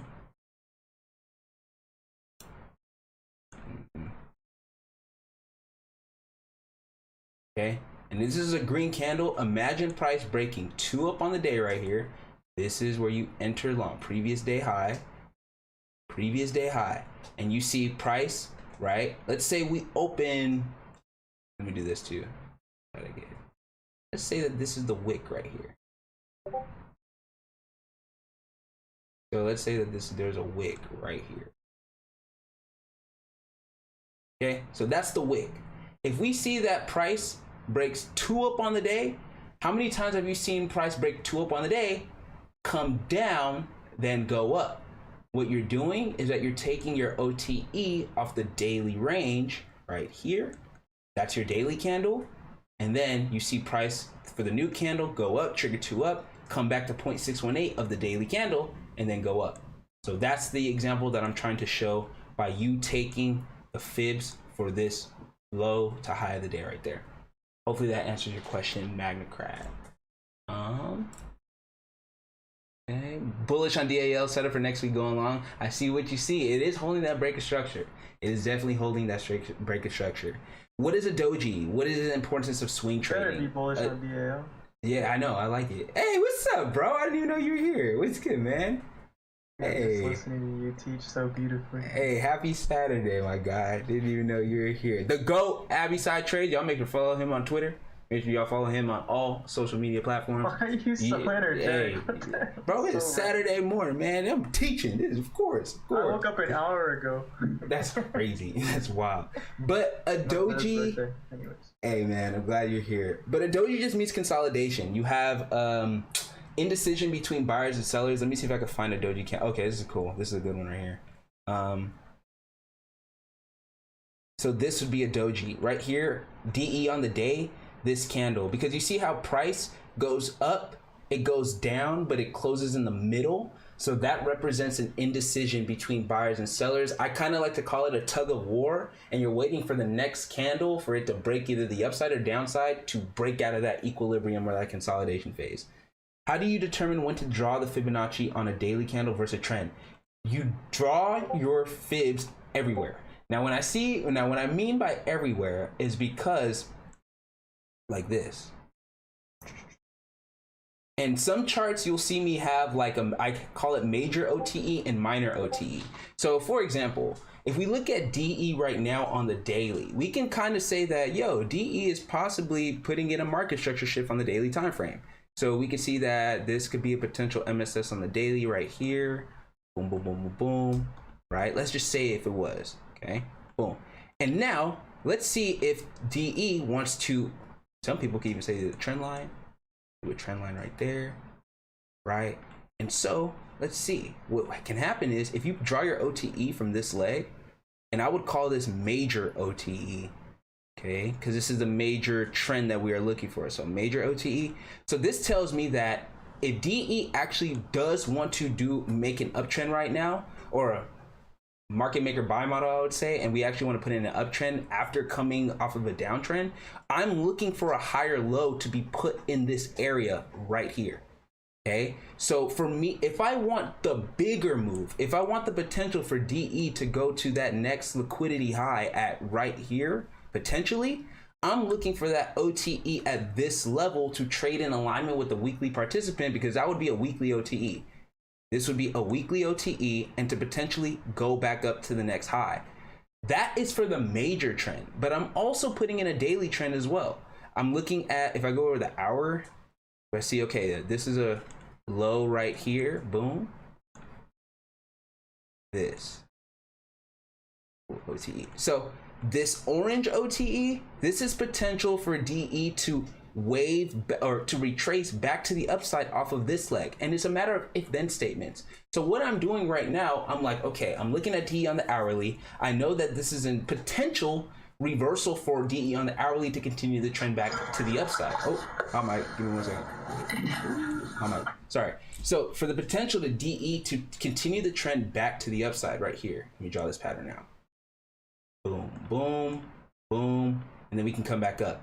But let's say if DE wants to continue to go down, right? Because we know not all OTE will hold. Let's see if DE continues to go down, I'm still not going to be long-term bearish yet, because I know DE still has the opportunity to put in a higher low to actually continue the trend back up. So it can actually do this, come down here, then go up.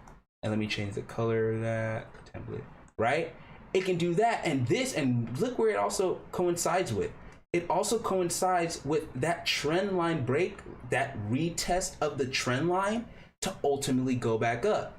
So that's why I have OTEs for various levels. I have OTE for the daily, I have OTE for the weekly range, because I need to see where does do we want to wick at where the weekly participants are saying now we're going to take price up, or do we want to wick at where the daily participants, their OTE, and they want to take price up? And I just color code it to figure out, because I know if DE goes to what, 376, so the orange or the yellow OTE, we might not get as big of a retracement back to the upside. But if DE comes to that 360, that might be setting up for those weekly participants to actually take a bigger move back up, right? So that's why I would use both. Hopefully that helps. Can you please give an analysis on IWM in the short term? IWM is setting up for a potential, and I talked about this on the weekly watch list. Oh, the watch list has been posted. Make sure you guys check that out on YouTube. This week's watch list has been posted already. Well, IWM has a let me go to this chart.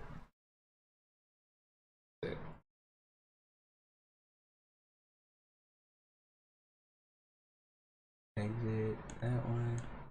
Okay. So IWM has 3 gaps to fill to the downside, or imbalances. If, remember, they're all if-then statements. If IWM were to trigger a 2-2 rev back down, I'm looking for a potential gap fill play at 215.30 to 213.14. If they continue that and they break, or if they get to those targets, then I'm looking for another gap at 212.66 to 210.68. But remember, we've been selling, right? Pretty much the entire week. We could get a retracement back to the upside. A lot of stuff are at some short-term demand zone, so we could get a retracement back up. So you do have to pay attention to that. This is also the 3rd red day that we're putting to the downside. So I'm going to pay attention to see, are we going to trigger that 2-2 rev on the weekly chart off of a shooter? If that's the case, my target will be those downside gaps. But if we don't, if we want to do a 2-2 rev back up, we want to see, okay, are we going to be coming to OTE of this leg and then maybe get a trend down from here, reject here, and then come down, right? Or are we nah, we're just going to break through this and actually actually do a 2-2 rev on the week? We have to see, right? So hopefully that makes sense. Nvidia, Tesla has ER this week, so Tesla, for me personally, I'm not going to be swinging through ER, or I'm not going to try to get a position, but it's an inside week, and it's a phenomenal inside week. I like the downside because you're potentially setting up for a 2-1-2 down, and you have a nice gap fill play to the downside below the previous week low. And as of right now, you are currently in double inside day mode, where you can get that second continuation on the day, and it would be perfect if you can get it in the day into the previous week low and then tap that gap. But because Tesla has ER in 2 days, Tesla can do anything. Tesla, they can try to decide to buy it up for like a little little ER run up the day before. It can do whatever it wants. So I wouldn't get in just because I don't want to put myself in front of ER. But the setup I like is a potential 2-2 continuation into the previous week low. For Nvidia, I really like Nvidia, and I might take it this week. Only thing is that you have a gap on both sides, but and I know people are not gonna like me for saying this, I kind of like the downside.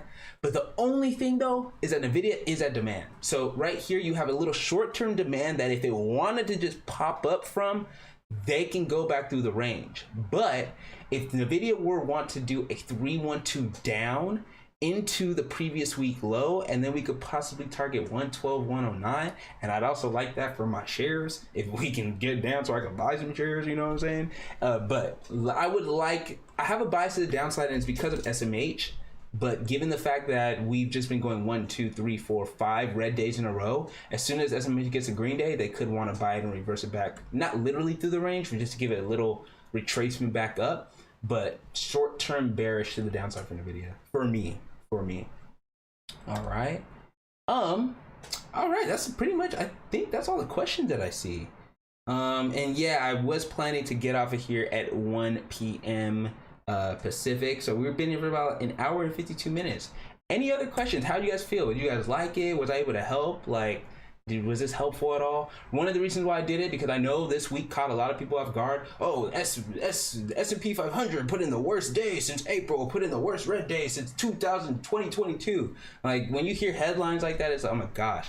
You know what I'm saying? But it's like you just got to take it back. Like, hey, y'all, even if the S&P 500 is coming down, you can still make money on it. Even if the market were to say, okay, we're going to give a little retracement to the downside, you can still make money off of it, right? We are still in a bull market. I want everyone to understand. We are still in a bull. Nothing really has changed yet. And we just are waiting to see what these future actionable signals are going to be presenting to us.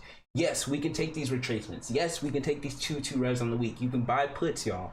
And let's see if we're going to be getting those demand zone hammers, right? Or maybe that potential 3-1 hammer that's setting it for a 3-1-2, see you later. What I love about these charts is that they will tell you when it's time to flip.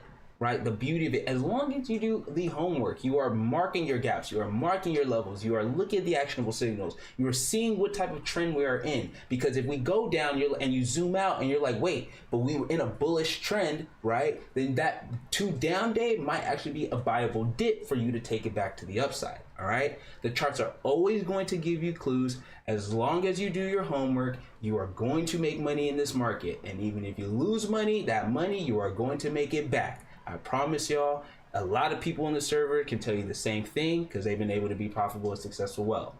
Don't let one bad day determine your future. Don't let one bad week determine your future. You all are going to be excellent and great at this. All right? That's me. That's the last comments that I have to say. You all have a wonderful weekend, I should say. I did post a watch list, so make sure you check that out on YouTube. It is already posted. If you guys have any questions on the tickers, make sure to check that. If you guys have any questions on the tickers, feel free to DM me. Or DM me, message me on Twitter. Feel free to do that as well. For those of you that are new to my channel, or maybe new to the fact that we have a family and we have a Discord, feel free to join. I'm not trying to not here to say like, oh yeah, join our server. But if you're looking for a group of like-minded traders, people that are going to encourage you to actually grow, to actually learn, this is a family for you. All right. With that being said, yes. Does someone have a question? Bro. Yes. Before you go, because I came in late, bro. Yeah, it was good, bro. Just recorded, bro? Yes, it is recorded, and it's also on YouTube. So it's on YouTube, so it should be good. On YouTube? Yes. All right. Yes. Because I missed what you were saying about how to pull up the extra screens. Oh, it's good. You watch different sectors at one time? Uh-huh. Oh, yeah, Vivaldi, but if you go back to it, I'll try to like create a clip. What I'll do is I'll probably create some clips for you guys as well, like where we talked about like different topics and stuff, and then that way you can just go to that straight to that clip and you can be able to view what that topic is. But yeah, it's definitely recorded and you guys can play it back as soon as we're done. All right, thank you, bro. Yeah, you're welcome, bro. Appreciate all of you guys for being here this Saturday. Thank you all for coming out. It was wonderful. I hope you guys learned some things. Let's have a great week. Let's have a great trading week, and I will catch y'all later. Peace out, everybody. Thanks, Adex. Hey, have a good one, man. Thank you, guys. Hey, keep your DMs. I will. Thank you.